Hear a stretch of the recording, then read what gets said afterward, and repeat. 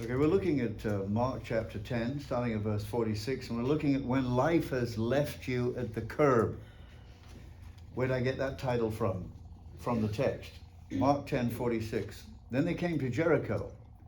As Jesus and his disciples, together with a large crowd, were leaving the city, a blind man, Bartimaeus, that is, the son of Timaeus, was sitting by the roadside begging. When he heard that it was Jesus of Nazareth, he began to shout, "Jesus, son of David, have mercy on me." Many rebuked him and told him to be quiet, but he shouted all the more, "Son of David, have mercy on me." Jesus stopped and said, "Call him." So they called the blind man and they said, "Cheer up, on your feet, he's calling you." Throwing his cloak aside, he jumped to his feet and came to Jesus. "What do you want me to do for you?" Jesus asked him. The blind man said, "Rabbi, I want to see." "Go," said Jesus. "Your faith has healed you." Immediately he received his sight and followed Jesus along the road. Now, here's a story that begins with a hopeless blind man that life has literally left by the curb, and it ends with the same man seeing and joyously heading down the road of life following Jesus. Have you ever been or ever felt like life has kicked you to the curb?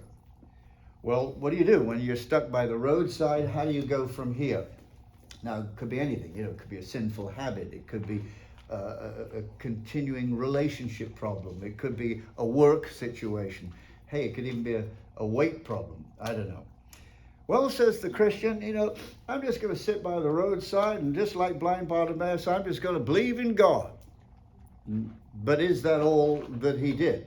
Was sit by the roadside believing in God? People say, well, I'm just going to believe that, when God heals me of my emotional damage, well, then I'll stop being dysfunctional towards everybody else. Or I'm just going to believe that when God takes away the pleasure of my sin, well, then, you see, I'll be free to quit indulging in it.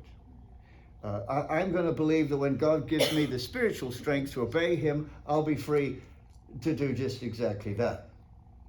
But Bartimaeus, he didn't, as we shall see, he didn't just sit by the roadside, sitting around doing nothing more than believing that God would show up and help him. Faith in God is not a passive exercise. If you just go to, and we'll do it right now, if you go to Hebrews chapter 11, you will see that this very truth is hammered home repeatedly. Hebrews 11:4, by faith Abel what? Abel offered a better sacrifice. So he did something. Verse 7, by faith Noah, when warned about things not seen as yet, he not only believed what God had said, but in holy fear he built an ark. Verse 8, by faith Abraham, when called to go to a place that he would later receive as inheritance, obeyed and went. Verse 17, by faith Abraham, when God tested him, he offered up Isaac as a sacrifice. Verse 21, by faith Jacob, when he was dying, he worshipped as he leaned on the top of his staff. Verse 24, and so it goes on. By faith Moses, his parents, what did they do by faith? They hid him from Pharaoh for 3 months after he was born. So you can see that faith in God is not a passive exercise. It always responds to God in the form of some action, in the form of some implementation. You can't just, say I'm believing towards God, but you really don't know what you're believing for or what you're believing in. You got to know some things. In Romans 10:2, Paul talks about religious people and the Jews, and he says, for I can testify about them that they are zealous for God, but their zeal is not based on knowledge. And then once you know what it is you're believing in and why you're believing it, you got to do something about it. In John 13:17, Jesus said, now that you know these things, you'll be blessed, but only if you do those things. And individual believers and churches can get completely kicked to the curb and left wondering why they're stuck there. And it's probably because they're just passively sitting by the roadside, believing that God is just going to show up in their midst and straighten it all out. Knowing this, there was a pastor who put a picture in the bulletin, and it was just a guy with a big beer belly sitting on a sofa with a can of something in his hand and watching the TV. And the caption read, well, most of us live our lives the way we watch TV. The program isn't that good, but we're too lazy to look for the remote.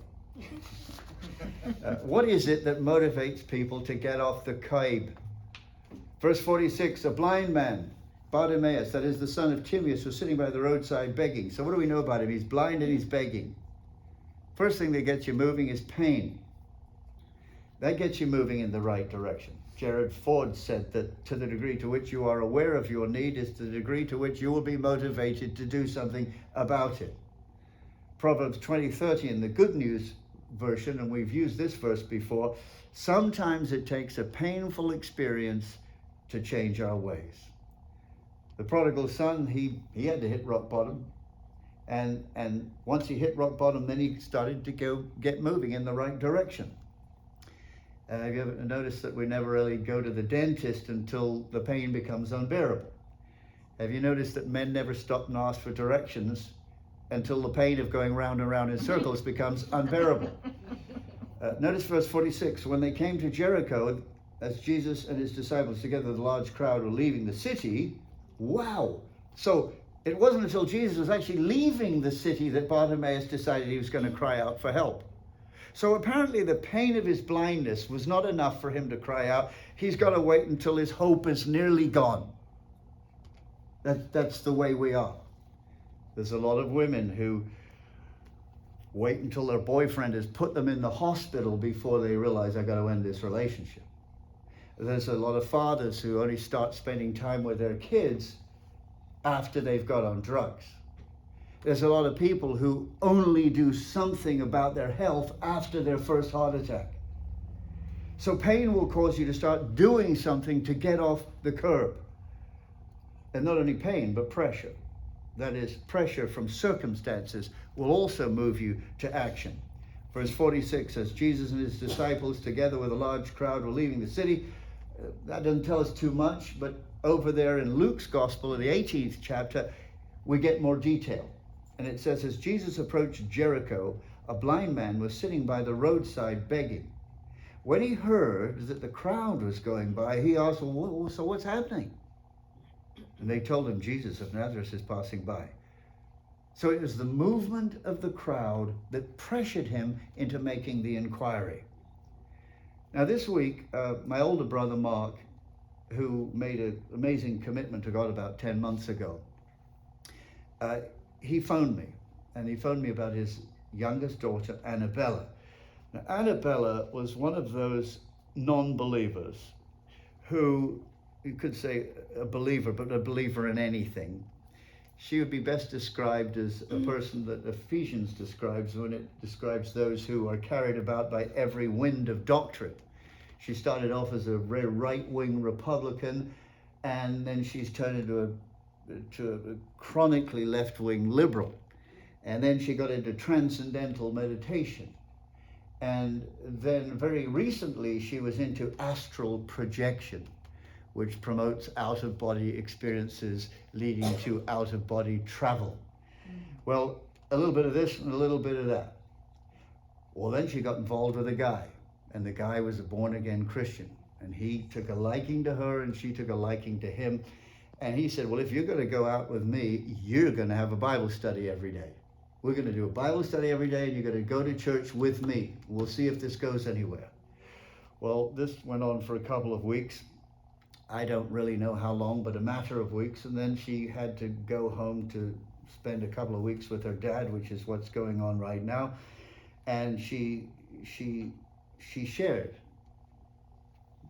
what a difference these Bible studies were making in her life. And so my brother Mark said, well, guess what? You're going to do Bible studies with me every day, and we'll listen to sermons in the evening. And the long and the short of it, my brother phoned me up this week to say she's been gloriously saved. Isn't it? And not only that, my brother said, whereas her mind was such a matrix of error, it was a kaleidoscope of thought, that that it was really difficult to have a conversation with her on anything because she couldn't follow it. And now she talks, he says, like she's been a Christian for years. I got on the phone to her and spoke to her for half an hour, and it was just like talking to one of you. The Lord has done an amazing work. But you see, circumstances pressured her into moving in the right direction. Pain will do that. Pressure from circumstances will do that. And of course, the providence of God is really what will get you off the curve. Verse 47, when he heard that it was Jesus of Nazareth, he began to shout out, "O Jesus, Son of David, have mercy on me." Now, verse 20, Matthew 20:30 says, when he heard that Jesus was passing by. That means when he heard that Jesus was passing him by, because that's the way he'd have looked at it. But you notice it wasn't Bartimaeus who was trying to find Jesus. It was Jesus providentially crossing the path of Bartimaeus' life. That's what it was. Matt Chandler says, you didn't find Jesus, he found you. He says, he wasn't lost, you were. Well, that's the way the truth of the matter is for all of us. So what did he do, and what should we do when we've been thrown to the curb? First thing is, take responsibility for your life. And stop blaming circumstances. Stop going endlessly about the pain that brought you to this place. You got to take responsibility for your life. And you can see this in verse 47. When he heard that it was Jesus of Nazareth, he began to shout out, "Jesus, Son of David, have mercy on me." Obviously, everything good started with God showing up in the circumstances. God is always the first cause. He's always the one doing the seeking. But then you can see Bartimaeus assumes responsibility for his life, and he cries out to God. You remember when Jesus was asleep in the boat in Matthew chapter 8 in the middle of a storm? Verse 25 says, then the disciples went and woke him saying, "Lord, save us, we're going to drown." Christ was right there in the same way that Christ is right there with you in your life.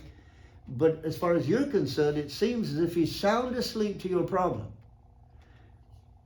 But very often it takes a cry from his children before God will bestir himself. So the Bible tells us there are three kinds of people in this life.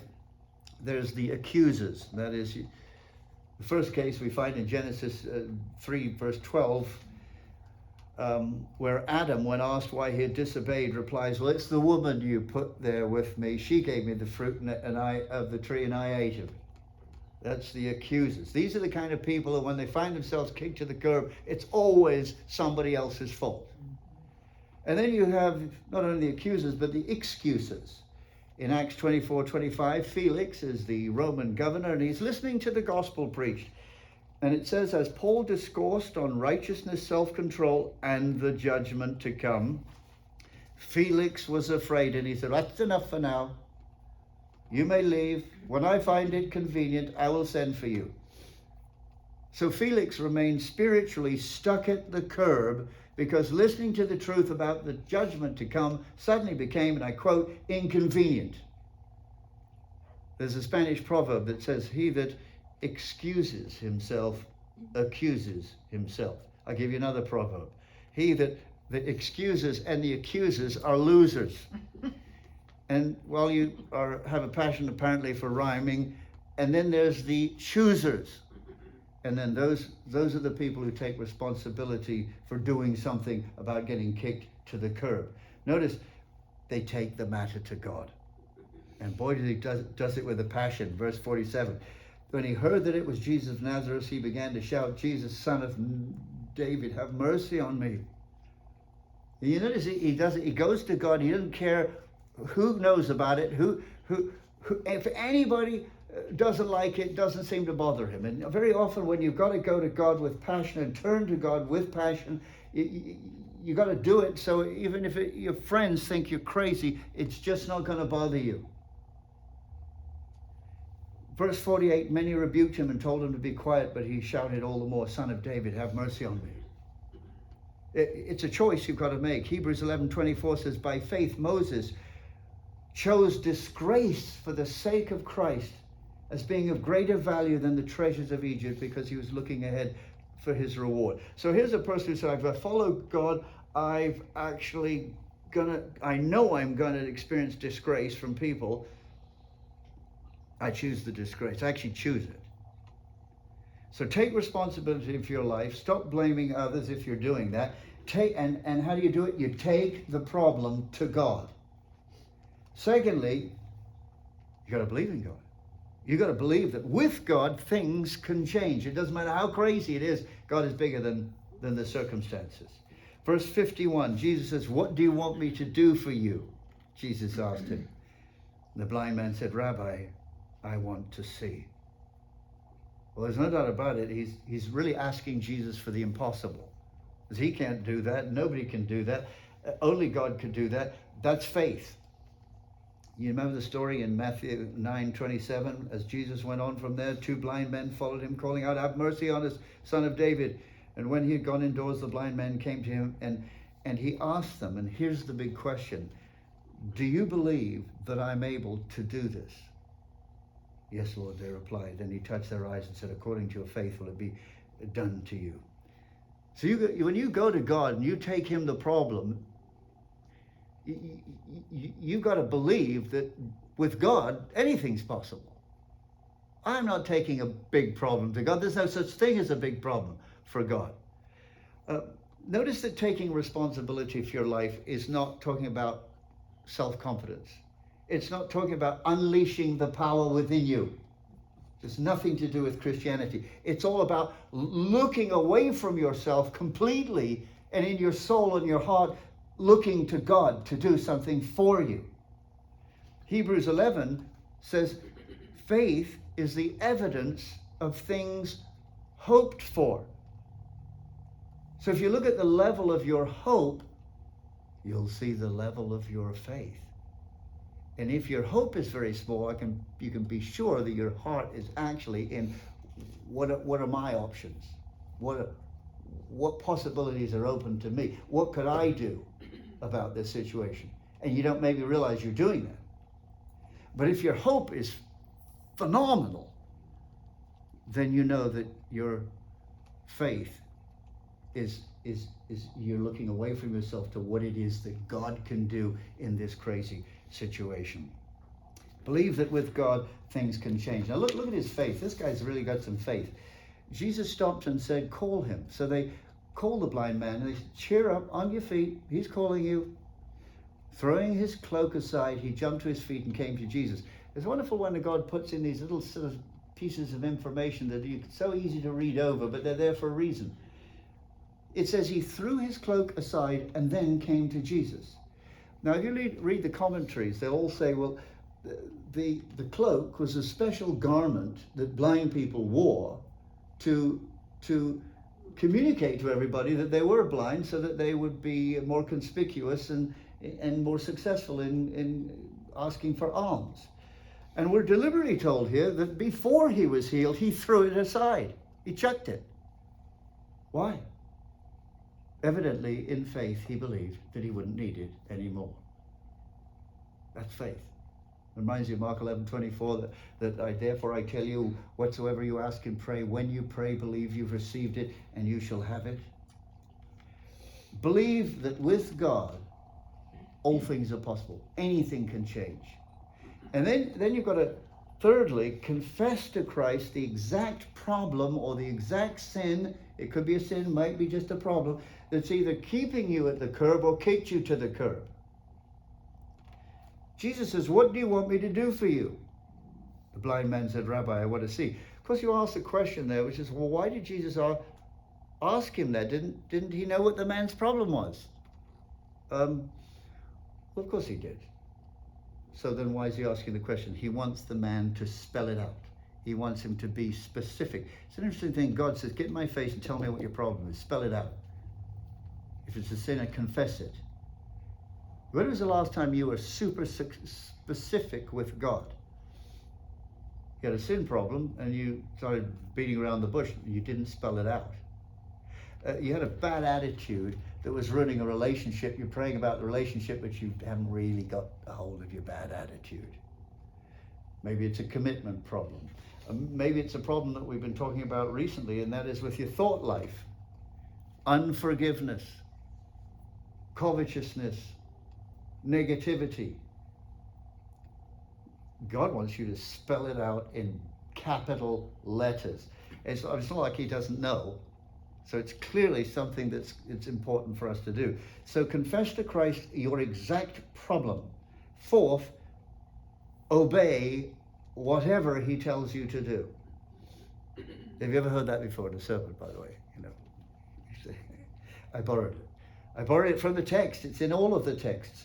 Verse 49, Jesus stopped and said, call him. So they call the blind man. Cheer up on your feet, he's calling you. Throwing his cloak aside, he jumped to his feet and came to Jesus. He immediately obeyed whatever Jesus said. So when you're seeking Christ to get you off life's curb, expect that he'll give you a number of things to obey before he deals with your curb situation. It's just so typical of God. You know, it's that passage in Matthew 1, 39 where Jesus says, follow me and I'll show you. So you obey me and then I'll show you the answer. But I want you to obey me first. Do that. I'm not going to give the answer to somebody who's not decided he's going to walk in obedience to me. Number 5, not only obey what he tells you to do, but take your eyes off people who will discourage you. Verse 47, when he heard that it was Jesus of Nazareth, he began to shout, Jesus, son of David, have mercy on me. Many rebuked him, really, and told him to be quiet. But he shouted all the more, Son of David, have mercy on me. You know, here's a truth, that whenever you start to walk by faith, people will just come out of the woodwork to tell you why you're crazy, why you shouldn't be doing that, why you've lost your mind. When David Ring, who had cerebral palsy and could hardly speak, when he told everybody that God's called me to be an evangelist, he said people were coming up to him and saying, oh, now you need wisdom about these things. And what a successful, wonderful evangelist he has been, speaking with his slurred speech. But he didn't pay attention to all the discouragement that he got. And then number 6, not only take your eyes off people who will discourage you, but you fix them on Jesus. 50, throwing his cloak aside, he jumped to his feet and came to Jesus.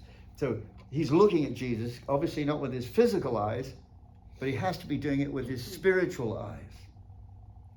You don't need me to read you Hebrews 12:2, but I'm gonna. Let us fix our eyes on Jesus, the author and perfecter of our faith. And then number 7, after God has done a wonderful thing for you and delivered you, then make sure you keep following Jesus. That's a commitment we need to make now.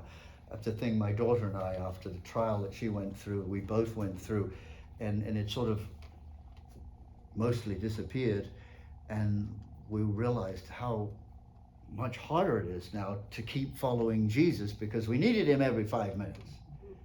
But it's something to be very careful to do. Notice 51. The blind man said, Rabbi, I want to see Jesus. 52.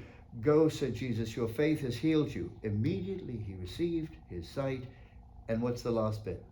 And he followed Jesus along the road. I wonder how many people receive a blessing from God, but that's the last they hear. God hears from them. It's a life commitment that we're making here. Oh, how we need to commit to follow Christ after the crisis is over. God's people are terrible at this. In Hosea chapter 13, verse 5, God said, I cared for you in the desert, in the land of burning heat. When I fed them, they were satisfied. When they were satisfied, they became proud and they forgot me. Oh boy, that's a word for all of us. Okay, so let's just close with the outline. When life has left you at the curb, you take responsibility for your life, and here's how God wants you to do it. Bring the problem to him. And then secondly, when you come in faith. You say, Lord, I'm going to believe that with you, you're going to show me the way, and you're going to deliver me.